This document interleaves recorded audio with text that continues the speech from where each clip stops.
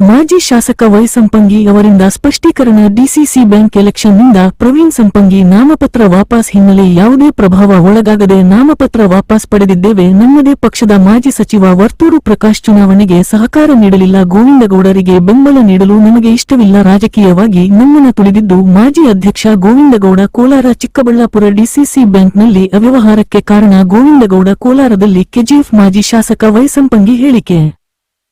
ಮೊನ್ನೆ DCC bank ಚುನಾವಣೆ ಸಂಬಂಧಪಟ್ಟ ಹಾಗೆ ಜಿಲ್ಲೆಯ ಕೆಲವರ ಮನಸ್ಸಲ್ಲಿ ಗೊಂದಲದ ವಿಷಯವನ್ನು ಅಲ್ಲಲ್ಲಿ ಚರ್ಚೆ ಮಾಡೋದಕ್ಕೆ ಇವತ್ತು ನಾನು ಸ್ಪಷ್ಟೀಕರಣ ಕೊಡಬೇಕಂತೇಳಿ ನಿಮ್ಮ ಮೂಲಕ ನಾನು ಬಯಸಿದ್ದೇನೆ.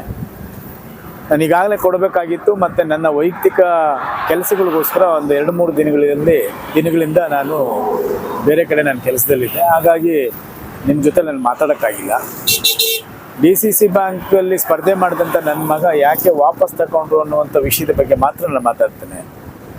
ನೋಡಿ, ನಮ್ಮ ಪಕ್ಷದಲ್ಲಿ ಗೆದ್ದಂಥದ್ದು ಕೆಜಿಎಫ್ ಕ್ಷೇತ್ರದಲ್ಲಿ ಒಂದೇ ಒಂದು ಓಟು ಜಿಲ್ಲೆಯಲ್ಲಿ. ಅದ್ರ ಜೊತೆಗೆ ಕೋಲಾರಲ್ಲಿ ನಮ್ಮ ವರ್ತೂರು ಪ್ರಕಾಶ್ ಅವರು, ನಮ್ಮ ಮಾಜಿ ಸಚಿವರಾದಂಥ ವರ್ತೂರು ಪ್ರಕಾಶ್ ಅವರ ಪರವಾಗಿ ಒಬ್ಬರು ಗೆದ್ದಂಥವ್ರು ಇದ್ದರು. ಇವ್ರನ್ನ ಕೇಳಿ ನಾನು ನಾಮಿನೇಷನ್ ಮಾಡಿಸ್ತೀನಿ ಅಂತ ಹೇಳಿದ್ದೆ. ಮತ್ತು ನಮ್ಮ ಬಾಗೇಪಲ್ಲಿಯಲ್ಲೂ ಕೂಡ ಮುನ್ರಾಜ್ ಅವರು, ನಮ್ಮ ಮುಖಂಡರು, ಅಲ್ಲಿ ವಿಧಾನಸಭೆಗೆ ಸ್ಪರ್ಧೆ ಮಾಡಿದಂಥ ಒಬ್ಬ ನಾಯಕರು, ಅವರ ಪರವಾಗಿ 2 ಓಟ್ ಇತ್ತು ಅಂತ ಹೇಳಿದಾಗ ಅವರೆಲ್ಲರನ್ನೂ ಕೂಡ ನಾನು ವಿನಂತಿ ಮಾಡಿದೆ. ಆಯಿತು ಅಂತ ಹೇಳಿದಾಗ ಆಮೇಲೆ ನಾವು ನಾಮಿನೇಷನ್ ಮಾಡಿಸಿದ್ದೆ. ನಾಮಿನೇಷನ್ ಮಾಡೋಕ್ಕೆ ಮುಂಚೆನೂ ಕೂಡ ನಾನು ವರ್ತೂರು ಪ್ರಕಾಶರಿಗೆ ನಾನು ತಿಳಿಸಿ ಮಾಡೋಕ್ಕೆ ಹೊರಟಿದ್ದೀನಿ, ದಯಮಾಡಿ ನೀವು ನಮಗೆ ಸಹಾಯ ಮಾಡಿ ಅಂತೇಳಿ ನನಗೆ ಹೇಳಿದೆ. ನಿಮ್ಗೆ ಸೂಚಕರೇ ಇಲ್ಲ, ನಿಮ್ಗೆ ಹೆಂಗೆ ನಾಮಿನೇಷನ್ ಮಾಡೋಕ್ಕಾಗತ್ತೆ ಅಂತೇಳಿ ಅವರು ಮಾತಾಡಿದ್ರು. ಆದರೂ ಅವರು ಮಂತ್ರಿಗಳಾದವರು ಮತ್ತು ನಮ್ಮ ಪಕ್ಷದ ನಾಮಿನೇಷನ್ ಮಾಡಿ ಆದರೂ ಆಮೇಲೆ ಬರ್ತೀನಿ, ನೀವು ಸಹಾಯ ಮಾಡಿ ಅಂತ ಹೇಳಿದ್ದೆ. ನಾಮಿನೇಷನ್ ಮಾಡಿ ಆದಮೇಲೆ ಅವ್ರನ್ನ ನಾನು ಕೇಳ್ಕೊಂಡು ಈಗ ಮಾಡಿದ್ದೀನಿ, ನೀವು ಸಹಾಯ ಮಾಡಿ ಅಂತ 2 ನಿಮಿಷ ಮಾತಾಡ್ತೀನಿ ಅಂತ ಹೇಳಿ ಫೋನ್ ಇಟ್ಟರು. ಮತ್ತು ನಮಗೂ ಅವ್ರಿಗೂ ಸಂಪರ್ಕನಿಲ್ಲ. ಮತ್ತು ನಮ್ಮ ಮುಖಂಡರುಗಳಾದಂಥ ಬೆಗ್ಲಿ ಪ್ರಕಾಶ್ ಅವರಾಗಲಿ, ನಮ್ಮ ಬಂಕ್ ಮಂಜು ಅವರಾಗಲಿ, CMR ಶ್ರೀನಾಥ್ ಅಣ್ಣವರಾಗಲಿ, ಇವ್ರಿಗೆಲ್ಲರಿಗೂ ವಿಷಯ ತಿಳಿಸಿದ್ದೀನಿ ಸಹಾಯ ಮಾಡಿಸಿ ಅಂತ.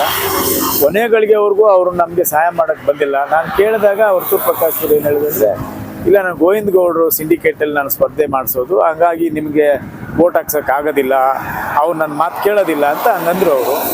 ಹಂಗಾಗಿ ನಾನು ಯಾವ ರೀತಿ ಧೈರ್ಯ ಮಾಡಲಿ? ಒಂದು, ನಮಗೆ ಗೋವಿಂದಗೌಡರು ಪರವಾಗಿ ನಾನು ನಿಲ್ಲಿಸ್ತೀನಿ ಅಂತಂದಾಗ ನಾವು ಸೋತಿದ್ದೆ ಆ ಡಿಸಿಸಿ ಬ್ಯಾಂಕ್ ದುರ್ಬಳಕೆಯಿಂದ. ನಮ್ಮ ಕೆಜಿಎಫ್ ಕ್ಷೇತ್ರದಲ್ಲಿ ನಾವು ಸೋತಿದ್ದೀವಿ.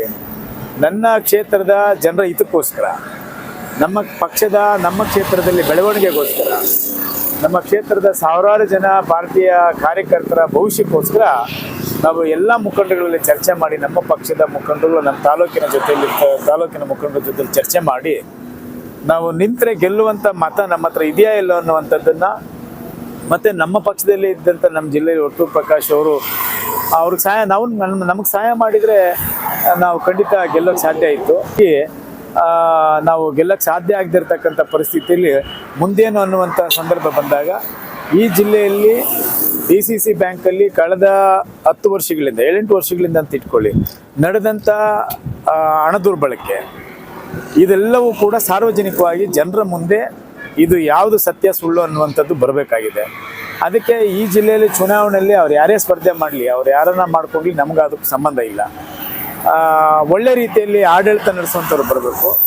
ಸಹಕಾರಿ ಕ್ಷೇತ್ರ ಅಂತ ಹೇಳಿದ್ರೆ ಸಾಮಾನ್ಯವಾಗಿ ರೈತರಿಗೆ ಬೆನ್ನೆಲುಬಾಗಿ ನಿಲ್ಲಬೇಕು, ಮತ್ತು ಬಡವರಿಗೆ ಅದು ಬೆನ್ನೆಲುಬಾಗಿ ನಿಲ್ಲಬೇಕು, ಮಹಿಳೆಯರಿಗೆ ಬೆನ್ನೆಲುಬಾಗಿ ನಿಲ್ಲಬೇಕು ಅನ್ನುವಂಥ ಒಂದು ಸಂಸ್ಥೆ. ಆ ಸಂಸ್ಥೆ ಇವತ್ತು 100 ಕೋಟಿ ಹಗರಣ ಆಗಿದೆ. ಕೇವಲ ನಮ್ಮ ಕ್ಷೇತ್ರದಲ್ಲೇ 1,000ಕ್ಕೂ ಹೆಚ್ಚು ಸ್ತ್ರೀಶಕ್ತಿ ಸಂಘಗಳನ್ನು ಹುಟ್ಟಾಕಿದ್ದಾರೆ. ಅಂದರೆ ಹುಟ್ಟಾಕಿದ್ದಾರೆ ಅಂತೇಳಿ ಅವ್ರಿಗೇನು ಒಳ್ಳೇದು ಮಾಡಿದ್ದಾರೆ ಅಂತಲ್ಲ, ಫೇಕ್ ದಾಖಲೆಗಳನ್ನು ಸೃಷ್ಟಿ ಮಾಡಿ ಅವ್ರ ಹೆಸರಲ್ಲಿ ಹಣ ದುರ್ಬಳಕೆ ಡ್ರಾ ಮಾಡಿಬಿಟ್ಟಿರೋದೆಲ್ಲ ಕೂಡ ಮೇಲ್ನೋಟಿಗೆ ಎಲ್ಲ ಗೊತ್ತಾಗಿದೆ. ನಾನು ಕೂಡ ಕಳೆದ 7-8 ವರ್ಷಗಳಿಂದ ನಿರಂತರ ಹೋರಾಟ ಮಾಡ್ಕೊಂಡು ಬಂದಿದ್ದೀನಿ. ಇಲಾಖೆ ಎಲ್ಲ ಅಧಿಕಾರಿಗಳಿಗೂ ದೂರು ಕೊಟ್ಟಿದ್ದೀನಿ. ಅಂದಿನ ಮಂತ್ರಿಗಳಾದಂಥ ಸೋಮಶೇಖರ್ ಕೂಡ ದೂರು ಕೊಟ್ಟೆ, ಏನೂ ಪ್ರಯೋಜನ ಆಗಿಲ್ಲ, ಅವರು ಸುಮ್ಮನೆ ಆಗ್ಬಿಟ್ರು. ಹಿಂಗಾಗಿ ನಮ್ಮ ಪ್ರಯತ್ನಕ್ಕೆ ಫಲ ಸಿಕ್ಕಿಲ್ವಲ್ಲ, ಇನ್ನು ಮುಂದೆ ಆದರೂ ಸಿಕ್ಕಲಿ ಜಿಲ್ಲೆಯ ಜನರು ಡಿಸಿಸಿ ಬ್ಯಾಂಕಿಂದ ಒಳ್ಳೆ ರೀತಿಯಲ್ಲಿ ಬದುಕುವಂಥ ಒಂದು ಒಳ್ಳೆಯ ವಾತಾವರಣ ನಿರ್ಮಾಣ ಆಗಲಿ ಅನ್ನುವಂಥ ದೃಷ್ಟಿ. ಮತ್ತು ನಾವು ನಮ್ಮ ಮಗನ ನಿಲ್ಲಿಸಿದ ಮೇಲೆ ನಾವು ಗೆಲ್ಲೇಬೇಕು ಅಂತಂದಾಗ ನಮ್ಮ ಪಕ್ಷದಲ್ಲಿ ನಮಗೆ ಇಲ್ಲಿ ಜಿಲ್ಲೆಯಲ್ಲಿ ಇರ್ತಕ್ಕಂಥ ನಮ್ಮ ಮುಖಂಡರುಗಳು ಅವರಲ್ಲಿರ್ತಕ್ಕಂಥ ಮತವನ್ನು ನಮಗೆ ಸಹಾಯ ಮಾಡಿದರೆ ಗೆಲ್ತಾ ಇದ್ವಿ. ಆದರೆ ಅವ್ರು ಆಗೋದಿಲ್ಲ, ನಾವು ಗೋವಿಂದ ಗೌಡ್ರ ಪರವಾಗಿ ನಿಲ್ತೀವಿ ಅಂತ ಹೇಳಿದ್ರಲ್ಲ. ಹಂಗಾಗಿ ನಮ್ಮ ಕ್ಷೇತ್ರದ ಜನರ ಮುಖಂಡರುಗಳ ಹತ್ರ ನಾನು ಚರ್ಚೆ ಮಾಡಿ ನಾನು ವಾಪಸ್ ತಗೊಳ್ತಕ್ಕಂಥ ನಿರ್ಧಾರ ಮಾಡಿದ್ದೀನಿ. ಇದಕ್ಕೆ ಯಾವುದೇ ಬಣ್ಣ ಕಟ್ಟುವಂಥ ಅಗತ್ಯ ಇಲ್ಲ. ಆಮೇಲೆ ಇಂಥ ಸಂದಿಗ್ಧ ಪರಿಸ್ಥಿತಿಯಲ್ಲಿ ಸಾಮಾನ್ಯವಾಗಿ ಜನರು ಏನು ಮಾತಾಡ್ತಾರೆ ಅಂತ ಹೇಳಿದ್ರೆ ಇಲ್ಲಸಲ್ಲದ ಆರೋಪಗಳನ್ನು ಮಾಡ್ತಾರೆ. ಅದಕ್ಕೆ ನಾನು ಎಲ್ಲವನ್ನು ಉತ್ತರ ಕೊಡೋಕೆ ಹೋಗೋದಿಲ್ಲ, ಕಾಲ ನಿರ್ಣಯ ಮಾಡುತ್ತೆ. ಧನ್ಯವಾದ.